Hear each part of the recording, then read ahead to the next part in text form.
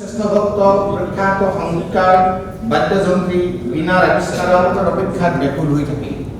এছাড়াও এই তথ্যযুক্তিৰ আধাৰত উপস্থাপন কৰাৰ বিশ্বব্ৰহ্মাণ্ডৰ প্ৰথমগৰাকী সাংবাদিক দেৱৰ্ষি নাৰদ মুনি।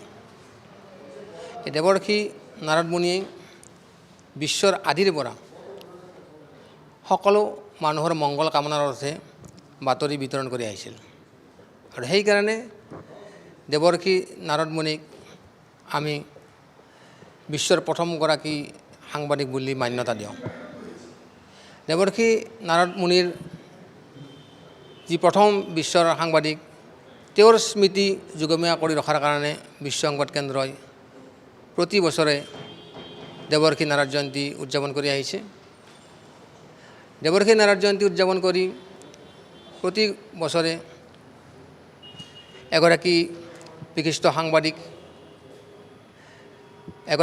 সাংবাদিকক দেৱৰ্ষি নাৰদ জয়ন্তী বঁটা আৰু চাৰিগৰাকী ব্যক্তিক বিশেষভাৱে সম্বৰ্ধনা জ্ঞাপন কৰি আহিছে।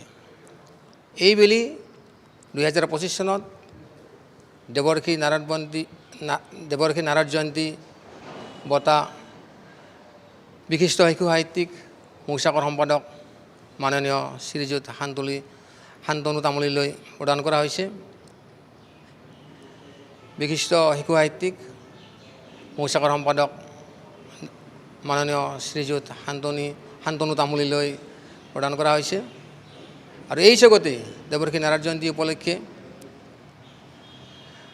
অসমীয়া খবৰ কাকতৰ জ্যেষ্ঠ উপ সম্পাদক শ্ৰী হিমাংশু পাঠকক বিশেষ সম্বৰ্ধনা, প্ৰাগ নিউজৰ ইনপুট এডিটৰ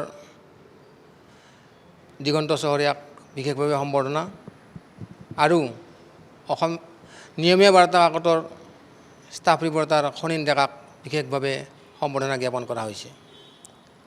আজিৰ এই অনুষ্ঠানত আমি বিশেষ এক বক্তৃতাৰ আয়োজন কৰিছোঁ আৰু এই বক্তৃতা প্ৰদান কৰিছে বিশিষ্ট সাংবাদিক হৰ্ষবৰ্ধন ত্ৰিপাঠীদেৱে।